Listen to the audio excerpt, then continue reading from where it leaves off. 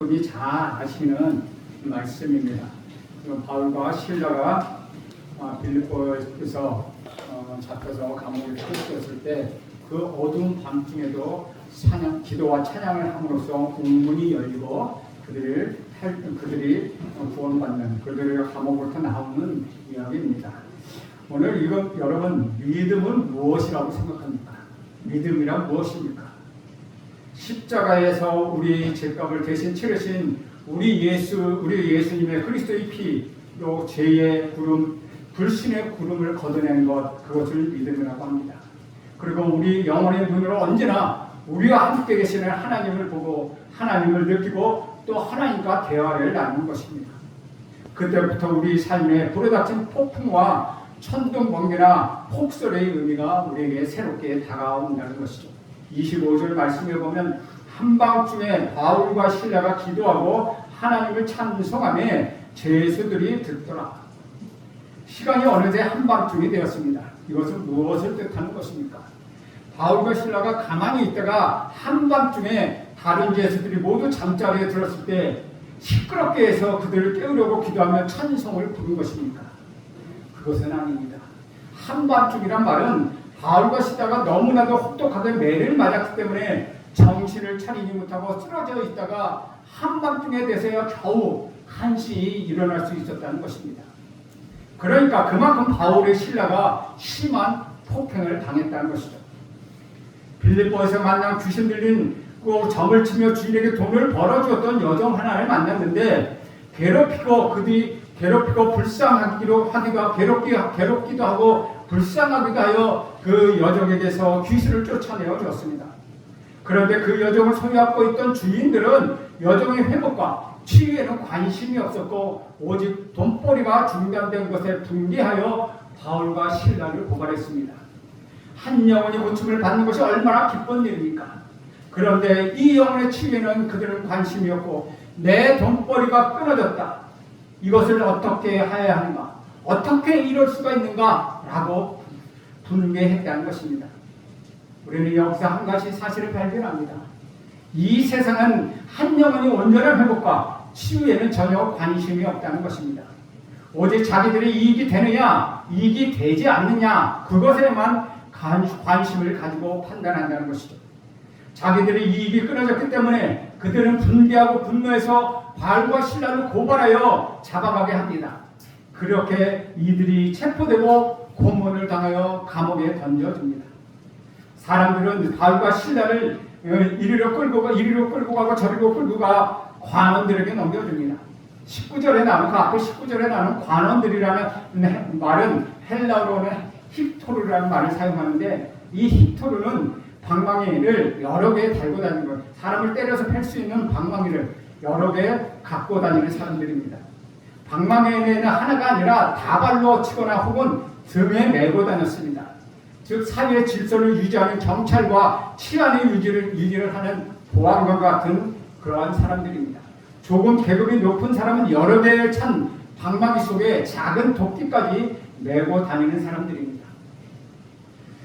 로마 정부가 세계를 제국화하기 위하여 가장 신경을 쓴 부분이 바로 사회의 질서 유지였습니다.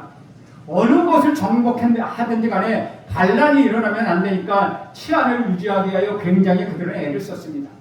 현장에서 조그만 소유가 일어나도 초반에 그런 조짐만 보여도 힙토르라는 사람들이 방망이 여러 개를 휘두르며 사람을 때리고 제압할 수 있도록 권리가 부여된 상태였습니다.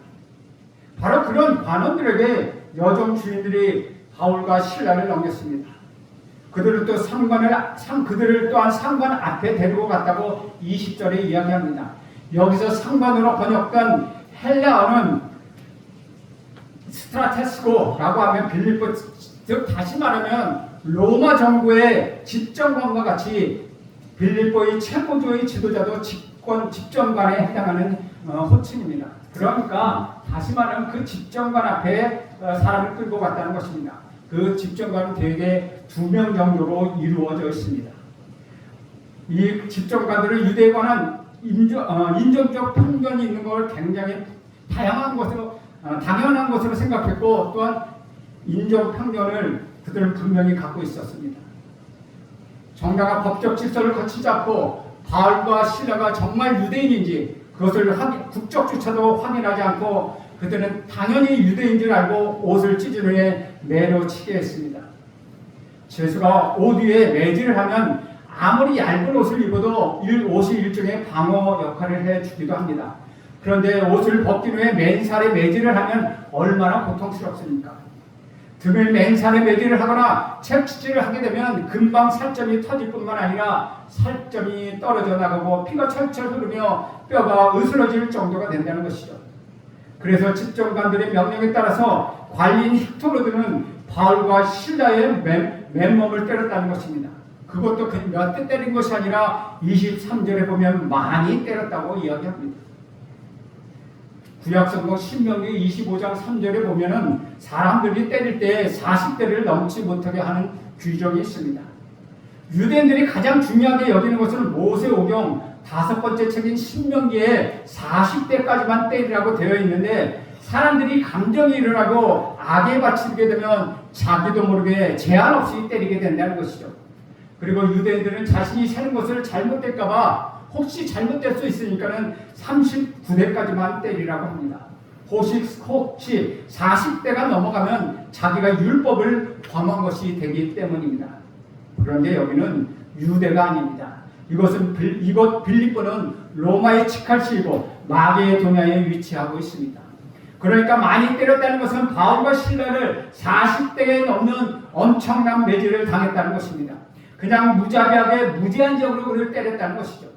그렇게 심하게 때린 다음에 집정관들이 바울과 실라를 감옥에 가도록 합니다. 그리고 간수에게 두 사람을 철저히 지키라고 명령합니다. 24절에 보면 깊은 감옥에 가두었다고 말하고 있습니다. 로마 정부는 3가지 종류의 감옥을 운영하고 있습니다. 첫 번째는 일반 잡범들, 일반 범법자들이 들어가는 감옥이라서 코모리에라고 부르고 있습니다. 두 번째는 그것보다 좀 더 중한 죄를 저지른 사람이 들어가는 감옥인데 인테리어라고 말합니다. 셋째는 지하 굴을 파서 만든 폴리아넘이라는 감옥이 있는데 이것이 바로 깊은 감옥이라고 하는 것입니다. 폴리아넘이라는 것은 땅속 깊이 감옥을 파서 어두컴컴하게 만들어서 그곳에 쳐넣는 것입니다. 이것은 강력범이나 또는 사형에 해당하는 범죄자들을 가두는 곳이었습니다. 바로 이 지하 감옥, 깊은 감옥에 바울과 실라를 가둔 것입니다. 아주 중한 중대범, 사형에 해당하는 범죄자로 바울과 실라를 취급했다는 것이죠. 단지 여정에서 죄수를 쫓아내는 것밖에 없는데 무슨 중대한 범죄를 저지른 것처럼 처벌을 당하고 엄청난 매질을 당한 후에 깊은 감옥에 갇혔다는 것입니다. 이것이 얼마나 불의한 재판이고 얼마나 불법적인 재판이었습니까? 우리는 그것을 알 수 있다는 것이죠. 그것도 모자라 간수는 바울과 실라의 발에 착고를 채웠다는 것입니다. 착고는 소위 제수의 가랑이가 찢어질 정도로 두 다리를 벌려서 고정시키는 형틀입니다. 그것도 쇠사슬을 벽에 달고 있습니다. 그러니까 착고를 찬 사람은 벽을 등에 대고 편안하게 앉을 수가 없었다는 것이죠. 아주 보기에도 좋지 않은 모양이고 다리를 벌리고 쩍 벌리고 매달린 것입니다. 그런데 이때 바울과 실라는 엄청난 매질을 당해서 등이 완전히 찢어지고 피가 철철 흐르는 상태였습니다. 그러니까 두 다리를 벌리고 누워있을 수가 없는 상태였다는 것이죠. 지금 등이 다 찢어져서 어떻게 누울 수가 있겠습니까? 그냥 엎드릴 수밖에 없었다는 것이죠. 그러니까 이것이 얼마나 불편하고 얼마나 괴로운 상황이었겠습니까? 지금 바울과 실라는 하루 종일 매를 엄청나게 맞아서 피가 흐르고 살이 찢겨진 상태입니다. 바울은 이전에도 여러 번 매를 맞았기 때문에 상처가 조금 아물다가 또 터지고 염증이 나는 상황이니 얼마나 고통이 컸겠습니까? 여러분이 잘 아는 것은 루스드라에서 돌로 맞아서 거의 죽을 지경이 되지 않았습니까? 상처가 겨우 아물까 하면 다시 터지고 만다는 것이죠. 게다가 깊은 감옥에 갇혀 있었고 다리는 찢어져 차고까지 채워져 있었습니다. 누울 수가 없습니다. 엎드려야 합니다. 너무나도 비참한 상황이고 아무런 희망이 없는 상황이었습니다. 사랑하는 여러분, 마음이 너무 괴롭고 분통이 터지고 어떻게 할 수 없는 상황, 그런 가운데서 여러분 기도와 찬양을 경험해 보셨습니까? 그런 상황에서 기도하고 찬양해 보셨습니까? 너무나도 힘들다는 것이죠. 그런데 오늘 본문에는 바울과 실레가 그런 상태에 갇혀 있었는데도 겨우 한밤중에 정신을 차리고 한 것, 처음으로 그들이 한 것 기도였다는 것입니다.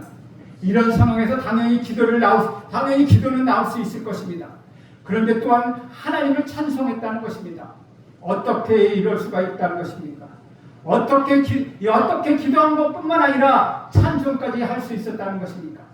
기도와 찬송이 같이 나왔다는 것은 무슨 뜻입니까? 헬라의 원어에 찾아보면 기도했다와 찬송했다 사이에는 시간적 차이가 있습니다. 그러니까 기도를 한참 하다가 기쁨으로 인하여 찬송을 하나님께 돌려드렸다는 것입니다. 다시 말하면 간절히 기도하고 나서 그렇게 기도했더니 입에서 절로 찬송이 나왔다는 것입니다. 처음에는 하나님 도와주십시오. 그런 기도밖에 할 수 없었습니다. 그런데 그 기도가 바뀌어서 하나님 뜻은 무엇입니까? 기도하다 보니 하나님의 마음을 깨닫게 되었다는 것입니다. 하나님, 저희가 계속해서 복음을 전하게 해주십시오. 그리고 우리를 때리고 우리를 가둔 사람들도 주님의 복음의 말씀을 듣고 믿게 해주십시오라고 그들은 기도했을 것입니다. 환난을 통하여 이루시는 하나님의 역사를 기대하며 또한 감사한 마음으로 기도가 끝난 다음에 그들은 그 감사한 마음에서 찬송이 나왔다는 것입니다. 그런데 그때 무슨 일이 일어났습니까? 26절 말씀 우리 함께 읽겠습니다. 시작. 이에 갑자기 큰 지진이 나서 옥토가 움직이고 문이 곧 다 열림에 모든 사람의 매인 것이 다 벗겨진지라. 그런데 갑자기 지진이 감옥을 강타합니다. 그와 동시에 감방문과 감옥의 문들이 열고 바울과 실라의 매인 것과 모든 사람들의 매인 것이 다 벗어졌다고 말하고 있습니다. 그런데 이 감옥을 뒤흔드는 이 지진은 우리가 흔히 아는 지진이 아니었다는 것입니다. 보통 지진이 나면 어떻습니까? 바닥이 갈라지고 벽이 무너지고 위에서 돌이나 바위들이 굴러 떨어지고 천장에 있었던 천장이 무너져 내리기도 한다는 것이죠. 특히 차고가 잡고 있었기 때문에 도망갈 수도 없고 거기서 즉사할 수밖에 없는 상황이었습니다. 그런데 터가 요동을 쳤지만 바닥이 갈라지거나 벽이 무너져 내린 일이 없었다는 것입니다. 그 대신 바울과 실라가 갇혀있던 감방과 감옥의 문, 그리고 바울과 실라를 속박하고 있었던 차고가 열리고 벗겨졌다는 것이죠. 참으로 놀라운 기적입니다. 지금 빌립보 사람들은 모두 한밤중에 깊은 잠에 빠져 있었습니다. 심지어 바울과 실라를 철도까지 지키라고 명령을 받은 간수도 깊은 잠에 골아 떨어져 있었다는 것입니다. 그러나 바울과 실라가 믿었던 하나님은 시편 121편의 고백처럼 졸지도 아니하시고 주무지도 아니하시며 그 한밤중에 바울과 실라를 위하여 정확하게 일하셨던 것입니다. 주 안에서 사랑하는 여러분, 우리가 바로 이 하나님을 믿을 때 우리 삶도 똑같다는 것입니다. 우리 삶에 일어나는 여러 가지 일들, 좋은 일이라 괴로운 일이라 아주 슬픈 일이 있는데 우리 삶에서 일어나는 크고 작은 일이 우리 하나님 안에서 의미를 갖게 된다는 것입니다. 그것은 바로 우리가 카이로스 시간이라고 이야기합니다. 하나님의 시간에 보면 다 그렇다는 것입니다. 여러분, 지금 한 치 앞도 볼 수 없는 절망적인 상황이 있습니까? 바울과 실라처럼 하나님 뜻이 이루어지기 위하여 여러분 기도하십시오. 그럴 때 여러분에게 찬양이 나오고 하나님께서 놀랍게 인도해 주시는 것을 여러분 모두는 경험하게 될 것입니다. 그런데 이상한 일이 있습니다.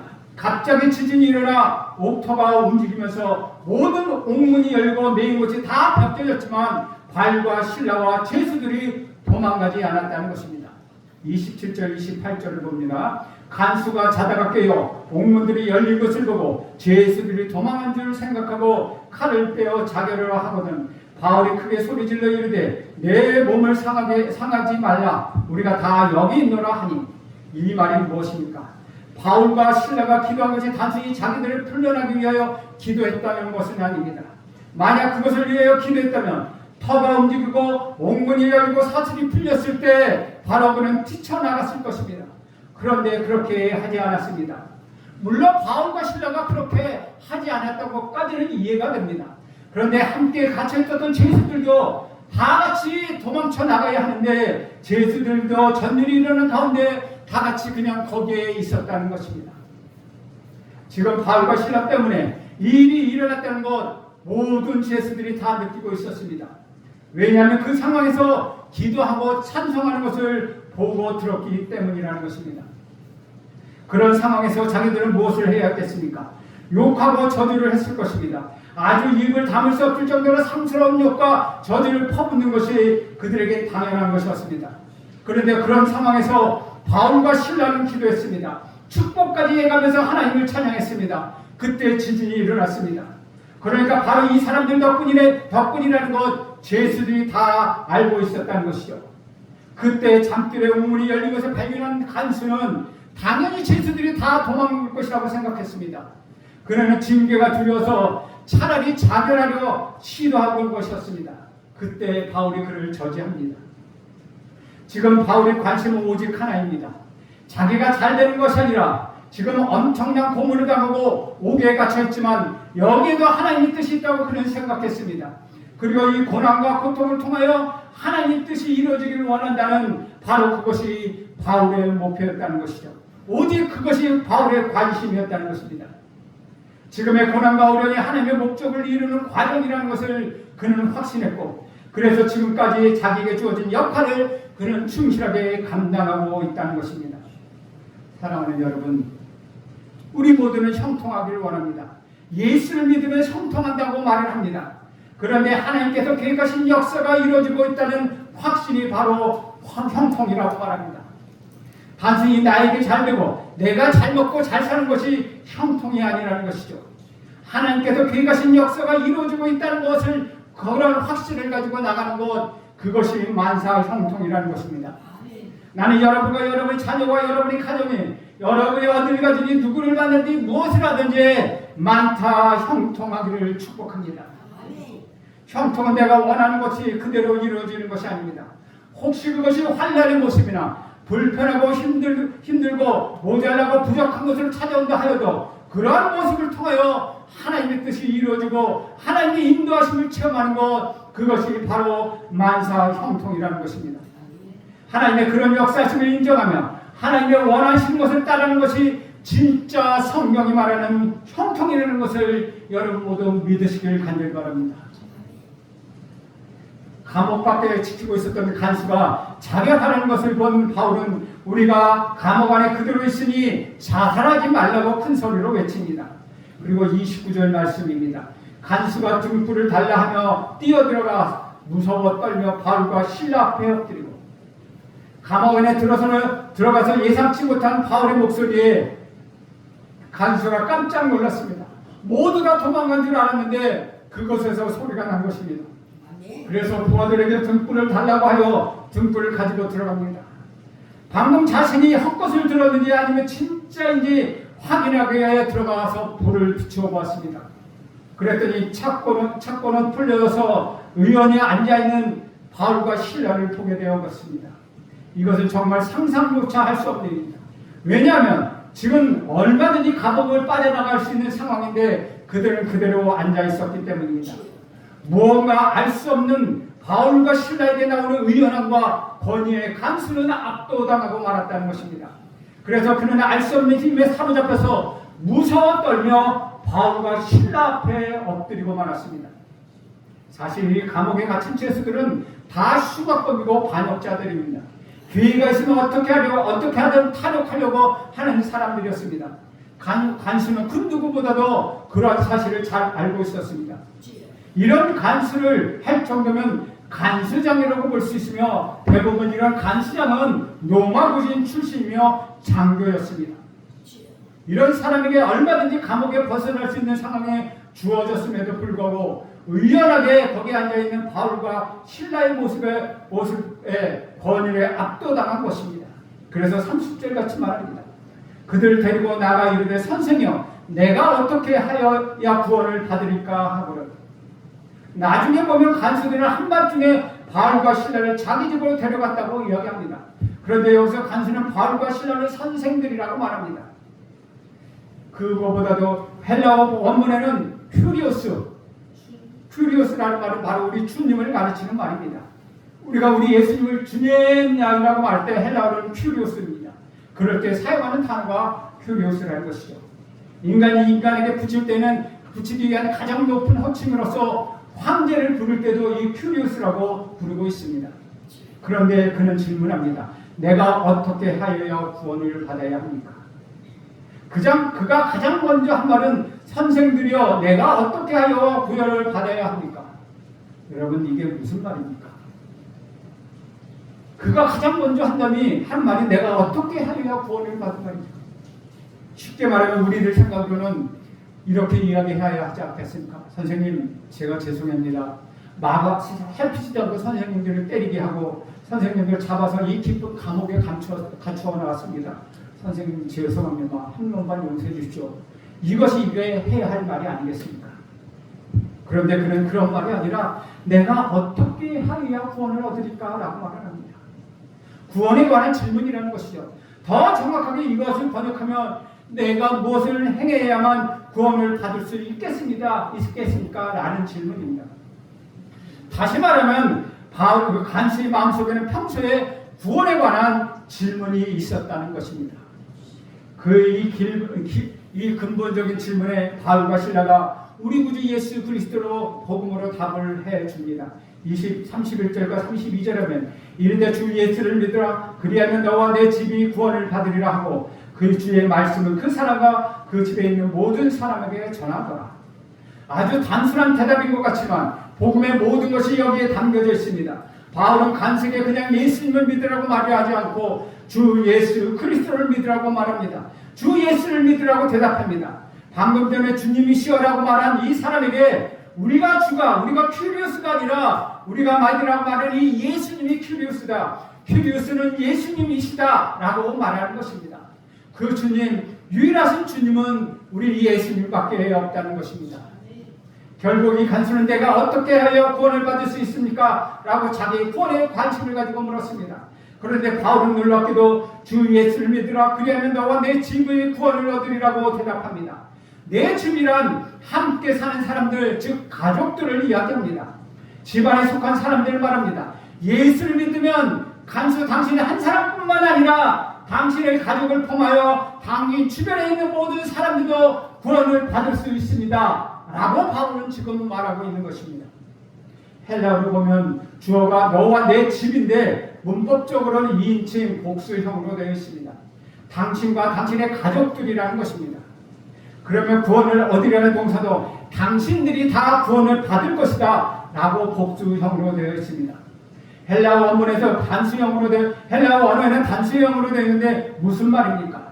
무조건 한 사람만 믿으면 다 구원을 받는 것이 아니라 한 사람 각자 주 예수 믿어야 구원을 받는다는 것입니다. 우리말로는 너와 내 가족들이 다 구원을 얻으리라고 이야기하지만 헬라어에서 진짜 원하는 것은 너의 가족들 한 사람들이 다 예수를 믿어야 구원을 받을 것이라 라는 말이 포함되어 있다는 것이죠. 그런데 가끔 그런 분이 있습니다. 신앙생활을 같이 잘하고 또 아내가 열심히 신앙생활을 하면 내 아내가 너무나 잘 믿습니다. 천국에 갈 때 내가 아내 치발자락을 잡고 가면 되겠죠 라고 말하는 사람도 있습니다. 마음은 좋지만 그렇게 되지 않습니다. 부모들이 잘 믿어서 내 자녀가 너무 잘 믿어서 내 배우자가 너무 잘 믿어서 내 가장 친구가 너무나도 잘 믿어서 나도 갈 수 있는 것 그것이 천국이 아니라는 것입니다. 단순히 교회에 왔다 갔다 하니까 가는 것이 아니라는 것입니다. 다른 사람들이 가니까 나도 가겠지라고 막연히 생각하는 것 그것은 천국이 아니라는 것이죠. 여러분은 각자가 주 예수를 믿어야만 갈 수 있는 곳 그것이 천국이라는 것입니다. 간수와 가족들이 어떻게 되었는지 그 결과는 33절 34절에서 알려주고 있습니다. 33, 34절을 봅니다. 그 밤 그 시각에 간수들이 그들을 데려다가 그 맞은 자리를 씻어주고 자기와 온 가족이 다 세례를 받은 후 그들을 데리고 자기 집에 올라가서 음식을 차려주고 그와 온 집안이 하나님을 믿음으로 크게 기뻐하니라. 바울과 실라로부터 예수 그리스도의 복음을 영접한 간수는 그의 가족들과 함께 세례를 받음으로 구원을 받아 하나님의 자녀가 되었습니다. 이것을 바꿔 말하면 간수와 그의 가족들이 그동안 매일 있었던 죄와 사망의 속박과 감옥에서 벗어났다는 것입니다. 그날 밤 바울과 실라가 육적인 감옥에서 벗어났던 것처럼 간수와 그의 가족들은 영적인 영원한 감옥에서부터 벗어나게 되었다는 것입니다. 어떻게 그들이 죄와 사망의 감옥에서 벗어날 수 있게 되었습니까? 자신들의 능력이나 자신들의 의지나 자신들의 노력의 결과였습니까? 그것은 하나님의 일방적인 은혜의 결과였습니다. 물론 본인들이 은혜의 기회를 주어졌을 때 믿음으로 반응했다는 것입니다. 그러나 그 은혜는 하늘에서 그냥 뚝 떨어지는 것이 아니라는 것입니다. 만약 바울과 실라가 없었다면 그 한밤중에 간수와 그의 가족들이 죄와 사망의 감옥에서 벗어나는 그 은혜를 입지 못했을 것입니다. 바울과 실라의 몸이 매일 맞고 감옥에 갇힘으로써 간수와 그의 가족들이 죄와 사망의 감옥으로부터 벗어날 수 있게 되었습니다. 이것이 바로 하나님의 구원의 역사이며 복음의 원리입니다. 사랑하는 여러분, 죄와 사망의 감옥으로부터 저와 여러분이 벗어나게 해주시기 위하여 우리 구주 예수 그리스도인 친히 이 땅에 오셔서 십자가의 죽음의 숙박과 고난을 당하셨습니다. 예수님의 제자들 십자가의 복음을 전하기 위하여 순교를 당하고 스스로 자신을 감옥에 내어줌으로써 수많은 사람이 죄와 사망의 속박에서 벗어날 수 있게 되었습니다. 지금도 수많은 선교사님들이 언어와 문화와 모든 환경이 낯선 곳에 가서 자발적 헌신과 섬김으로 그들의 매임을 당하고 있다는 것이죠. 그런 분 때문에 여러분도 이런 복음을 듣고 예수를 영접하고 죄와 사망의 감옥에서 벗어날 수 있다는 것입니다. 이제 여러분도 복음을 위하여 고난을 감수해야 합니다. 많은 불평과 괴로움에 불구하고 하나님의 뜻을 살아가야 합니다. 하나님이 원하는 영혼 구원에 힘써야 합니다. 제자로서 인생을 살아가야 합니다. 그러기 위해서는 여러분 자신은 늘 고난 중에서 기도하십시오. 늘 고난 중에서 찬양하십시오. 어떤 고난과 어떤 괴로움과 어떤 어려움이 온다고 하더라도 바울과 실라처럼 기도하고 찬양하십시오. 그럴 때 여러분의 인생은 하나님의 합쳐진 놀라운 인생이 될 것입니다. 여러분의 인생은 하나님의 놀라운 사로잡힘 속에서 죄와 사망의 감옥 속에서 받아들이는 놀라운 영광을 갖게 될 것입니다. 하나님의 은혜가 여러분에게 주어질 것입니다. 그런 순간에 여러분의 모든 고통은 사라질 것입니다. 그렇게 기도하고 찬양할 때 여러분의 모든 괴로움은 떠나갈 것입니다. 여러분의 슬픔은 떠나갈 것입니다. 절망도 사라지고 희망도 사라질 것입니다. 여러분의 고통이 떠나갈 될 것입니다. 사탄 마귀는 이미 떠나갔습니다. 여러분 승리하는 삶을 살게 될 것입니다. 이것이 하나님이 여러분의 은혜로 주시는 것입니다. 이것을 모두 받고 여러분 함께 누리는 저와 여러분 되시길 간절히 기도합니다. 기도하겠습니다. 감옥에서 기도하고 찬송하며 살아계신 하나님의 역사를 참했던 바울과 실라의 믿음과 영성을 우리가 본받게 하옵소서. 복음을 가로막고 막으로 했던 이 세상의 악한 영들이 무너지게 하옵소서. 복음의 역사가 능력있게 증거되게 하옵소서. 낙심하지 아니하고 포기하지 아니하며 어떤 상황에서 기도하고 찬양하며 나가는 우리 모두가 되게 하옵소서. 예수님의 이름으로 기도합니다. 아멘.